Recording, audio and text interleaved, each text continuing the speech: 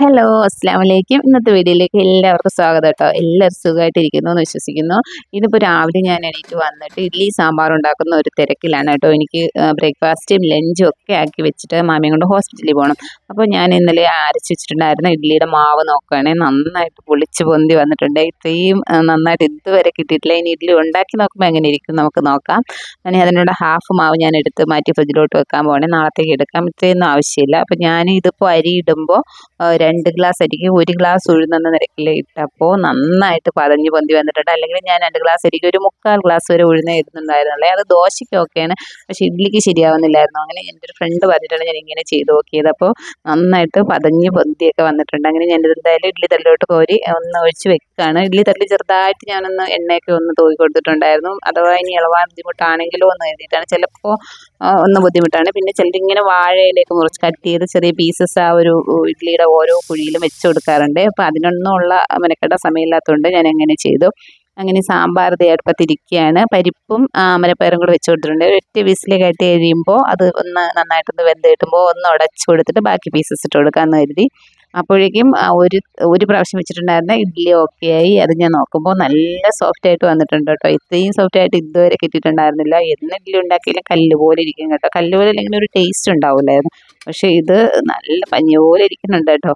അങ്ങനെ വലിയൊരു സ്പൂൺ വെച്ച് പരിപ്പും അമരപ്പയറും 1-2 പ്രാവശ്യം ഒന്നിങ്ങനെ ഉടച്ചു കൊടുത്തിട്ട് അതിലോട്ട് ബാക്കി പീസസ് ഇട്ട് കൊടുത്ത് പുളിവെള്ളം ഒഴിച്ചു കൊടുത്തു. പിന്നെ നമ്മളിപ്പോൾ എല്ലാം ബാക്കിയുള്ള മസാലപ്പൊടികളെല്ലാം ഇട്ട് കൊടുക്കുക കേട്ടോ. മുളകുപൊടി, മല്ലിപ്പൊടി, മഞ്ഞൾപ്പൊടി, കായപ്പൊടി, പിന്നെ കുരുമുളക് പൊടി ഇച്ചിരി ഇടും, ഇച്ചിരി ഉലുവാപ്പൊടി ഇടും.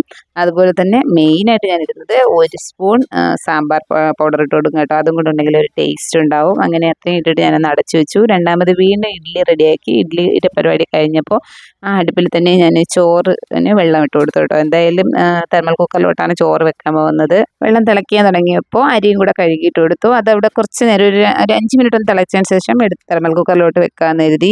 അപ്പോൾ എൻ്റെ സാമ്പാറിൽ വീണ്ടും ഒരൊറ്റ വിസിൽ, ഒരു ഹൈ ഫ്ലെയിമിൽ തന്നെയാണ് ഇട്ട് ഒരൊറ്റ വിസിലൂടെ കേട്ട് കഴിഞ്ഞപ്പോൾ അതിൻ്റെ എയറെല്ലാം പോയി കഴിഞ്ഞ ശേഷം ഞാൻ കുറച്ച് മല്ലിയിലൂടെ ഇട്ട് കൊടുത്തു കേട്ടോ. എനിക്ക് മല്ലിയിലയും സാമ്പാർ പൊടിയും മസ്റ്റാണ് കേട്ടോ സാമ്പാറിൽ. എങ്കിലേ ആ സാമ്പാറിന് ഒരു സാമ്പാറിൻ്റെതായ ടേസ്റ്റ് വരും.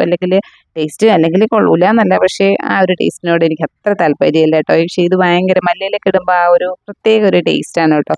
ചിലർക്ക് മല്ലിയിലയൊന്നും അങ്ങനെ ഇഷ്ടം ഉണ്ടാവില്ല, പക്ഷേ എനിക്ക് ഭയങ്കര ഇഷ്ടമാണ് ഏത് മല്ലിയില സാമ്പാറിലായാലും അതുപോലെ രസത്തിലൊക്കെ ഇടുന്നത്. അപ്പോൾ ഞാൻ പോയി കുറച്ച് കറിവേപ്പില, ഇടയ്ക്ക് ഞാൻ തുണി ഒന്ന് വാഷ് ചെയ്യാൻ വേണ്ടി ഇട്ട് കൊടുത്തു. കുറേ മാത്രം തുണി 2 ദിവസത്തെ ഉണ്ടായിരുന്നു കേട്ടോ. അതൊന്ന് ഇട്ട് കൊടുത്തു. അതിനുശേഷം പോയി കറിവേപ്പില എടുത്തിട്ട് വന്നിട്ട് ഒന്ന് സാമ്പാറിലോട്ട് ഒന്ന് താളിച്ചിടുവാണേ. താളിച്ചും കൂടെ ഇട്ടാൽ സാമ്പാർ അടിപൊളി, കാണാൻ തന്നെ നല്ല ലുക്കാണ്. അപ്പോൾ കണ്ടപ്പോൾ തന്നെ എനിക്ക് ഇഡ്ഡലി സാമ്പാർ കഴിക്കാൻ തോന്നി. ആരും വരാൻ ഞാൻ കാത്തു നിന്നില്ല കേട്ടോ. ഞാൻ പെട്ടെന്നൊരു 3 ഇഡ്ഡലി എടുത്തു, കുറച്ച് സാമ്പാർ ഒഴിച്ച് കഴിച്ചു കേട്ടോ.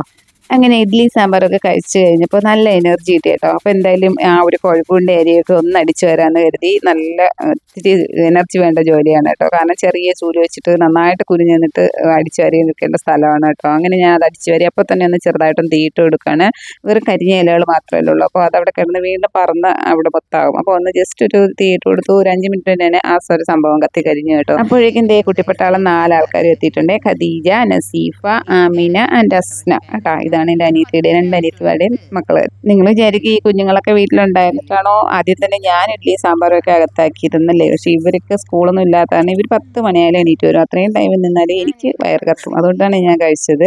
അപ്പോൾ എൻ്റെ ഫ്രണ്ട് രാജപ്രിയ വിളിച്ചിട്ടുണ്ടായിരുന്നു കേട്ടോ. അവൾക്ക് കിണറിൻ്റെ പിക്ചർ ഒന്ന് അയച്ചു കൊടുക്കണമെന്ന് പറഞ്ഞിട്ടാണ് വിളിച്ചത്. കിണറിലിട്ടേക്കുന്ന ആ ഒരു മൂടിയൊക്കെ ഏത് ടൈപ്പുള്ളതാണെന്ന് അറിയാൻ വേണ്ടിയിട്ടാണെന്ന് തോന്നുന്നു. അവൾ കാര്യം എന്താണെന്ന് ചോദിച്ചിട്ട് പറഞ്ഞില്ല. എന്തായാലും അവൾക്ക് 2 ഫോട്ടോയോ ഒരു വീഡിയോ എന്തെങ്കിലും അയച്ചു കൊടുക്കാമെന്ന് പറഞ്ഞ് ഞാനിങ്ങനെ കിണറിൻ്റെ സൈഡിലോട്ട് വന്നിട്ടുണ്ട്.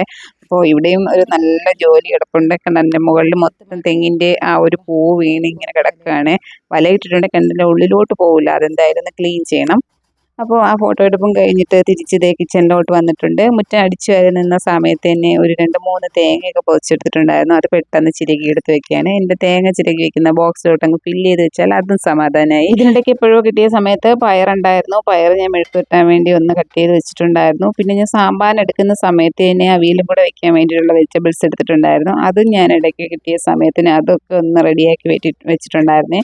അപ്പോൾ ഒരു സ്റ്റൗവിൽ അവിയലിനുള്ള വെജിറ്റബിൾസും വെച്ച് കൊടുത്തു. അടുത്ത സ്റ്റൗവിൽ ഞാനിതേ പയറൊന്ന് താളിച്ച് വെക്കുകയാണ്. കുറച്ച് എണ്ണ വെച്ച് കടുക് പൊട്ടിച്ചിട്ട് കറിവേപ്പില ഉണ്ടെങ്കിൽ അതും കൂടി ഇട്ട് കൊടുത്താൽ പയർ മെഴുക്കുവരട്ടി റെഡിയാക്കി എടുക്കാം. അപ്പോൾ നമ്മൾ രാവിലെ എണീക്കുമ്പോൾ തന്നെ ഈ ഒരു ബ്രേക്ക്ഫാസ്റ്റ് ഉണ്ടാക്കുന്നതിൻ്റെ ആ ഇടയ്ക്ക് കിട്ടുന്ന സമയത്തുകൂടി നമ്മൾ ആ ഒരു ലഞ്ചിൻ്റെ പരിപാടികളൊക്കെ ചെയ്ത് കഴിഞ്ഞാൽ നമ്മുടെ ജോലി പെട്ടെന്നൊരു 10-11 മണിയാകുമ്പോൾ എന്തായാലും ഒന്ന് റെഡിയായി കിട്ടും. ഇതിൻ്റെക്ക് മാമി ഫുഡ് കഴിക്കാൻ വന്നു. മാമിക്ക് ഇഡ്ഡലിയും സാമ്പാറും കൊടുത്തു.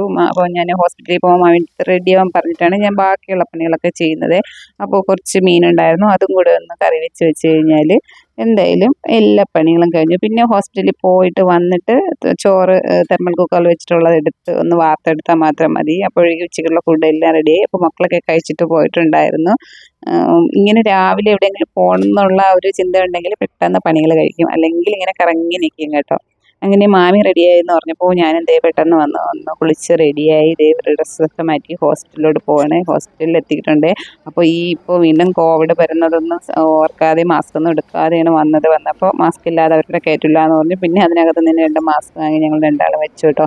അത് മാത്രമല്ല മാമി നോക്കുന്ന ഡോക്ടർ ജോൺ വർഗീസ് സാറ് ഇച്ചിരി സ്ട്രിക്റ്റ് ആണ് കേട്ടോ. ആള് ഇപ്പോഴും ഈ ഒരു 2 മാസ്കും വെച്ച് ഷീൽഡൊക്കെ വെച്ചിട്ടാണ് ഇപ്പോഴും പേഷ്യൻസിനെ നോക്കുന്നത് കേട്ടോ. കാരണം കോവിഡ് വന്ന് ഒരുപാട് ബുദ്ധിമുട്ടിയത് ഉണ്ടാവാം ഡോക്ടർ ഇങ്ങനെ ഇത്രയും ഇപ്പോഴത്തെ സ്ട്രിക്റ്റ് ആയിട്ട് നിൽക്കുന്നത്. ഒരാൾ പോലും മാസ്ക് വയ്ക്കാതെ ഡോക്ടർ റൂമിലോട്ട് കയറാൻ ഈ ഇടയ്ക്കുന്ന കോവിഡ് കുറഞ്ഞ സമയത്ത് പോലും ഡോക്ടർ അനുവദിച്ചിരുന്നില്ല. നമ്മളെ മൂക്കിൻ്റെ അവിടെ നിന്ന് ജസ്റ്റ് ഒന്ന് മാസ്ക് മാറിയിരുന്നാൽ തന്നെ ഡോക്ടർ നേരെ വെക്കെന്ന് പറഞ്ഞ് നമ്മൾ വഴക്ക് പറയാറുണ്ട് കേട്ടോ. അതുകൊണ്ട് എല്ലാവരും, പക്ഷെ ഞാൻ പെട്ടെന്ന് വീട്ടിൽ നിന്ന് ഇറങ്ങിയപ്പോൾ ഒന്ന് മാസ്ക് എടുക്കാൻ മറന്നതാണ്. അപ്പോൾ അവിടെ ഇടയ്ക്ക് മാമിയുടെ ഒ.പി ടിക്കറ്റൊക്കെ എടുത്ത് പിന്നെ ഒന്ന് ഷുഗർ നോക്കാൻ വേണ്ടി ബ്ലഡ് കൊടുത്തു. പിന്നെ അതിനിടയ്ക്ക് അവർ BP നോക്കുന്നുണ്ട്. അതിനിടയ്ക്ക് ആളിന് വെയിറ്റ് നോക്കണമെന്ന് പറഞ്ഞിട്ട് വീണ്ടും പോയി വെയിറ്റ് നോക്കി. അങ്ങനെ വെയിറ്റ് വീട്ടിൽ നോക്കുന്നതാണ്, എന്നാലും ഒന്ന് നോക്കണം എന്നുള്ള ഇതിന് വെയിറ്റ് നോക്കിയിട്ട് വന്നു. ഞങ്ങളിങ്ങനെ വെയിറ്റ് ചെയ്യാണ്. അപ്പോൾ ഞങ്ങളുടെ പേരെത്താറായപ്പോൾ വിളിച്ചു, കാണിച്ചു. പിന്നെ കുറച്ച് മെഡിസിനൊക്കെ വാങ്ങാനുണ്ടായിരുന്നു. അവിടെ നിന്ന് മെഡിസിനൊക്കെ വാങ്ങി. എന്നിട്ട് ഞങ്ങൾ തിരിച്ച് ഇനി വീട്ടിലോട്ട് പോകാൻ ഇറങ്ങുകയാണ്. അങ്ങനെ 11 മണിക്ക് ഹോസ്പിറ്റലിൽ എത്തി. ഞങ്ങൾ 1 മണിയാകാനായപ്പോൾ ഇവിടുന്ന് ഇറങ്ങുകയാണ്. ഒരു 10 മിനിറ്റിൻ്റെ കാര്യമുള്ളൂ വീടെത്താൻ വേണ്ടിയിട്ട്. എന്നിട്ട് ഫുഡ് കഴിക്കാറായിക്കണം. അപ്പോൾ ഞങ്ങൾ ഇനി ചെന്നിട്ട് ചോറും കൂടെ ഒന്ന് വാർത്തെടുത്ത് കഴിഞ്ഞാൽ ഫുഡ് കഴിക്കാനുള്ള സംഭവങ്ങളൊക്കെ റെഡിയാക്കി വെച്ചിട്ടല്ലേ വന്നത്. അതുകൊണ്ട് വിശന്നാണ് പോകുന്നത് കേട്ടോ. ഹോസ്പിറ്റലിൽ ഇത്ര നേരം കുത്തിയിരുന്നിട്ട് നല്ല വിശപ്പായി. എന്തായാലും ഇന്നത്തെ വീഡിയോസ് ഇത്രയൊക്കെ ഉള്ളൂ. വീഡിയോസ് കണ്ടിട്ട് ഇഷ്ടപ്പെടുന്നവർ വീഡിയോസ് ഒന്ന് ലൈക്ക് ചെയ്തേക്കണേ. അതുപോലെ എന്തെങ്കിലും കമൻസ് ഉണ്ടെങ്കിൽ ആഡ് ചെയ്യാം.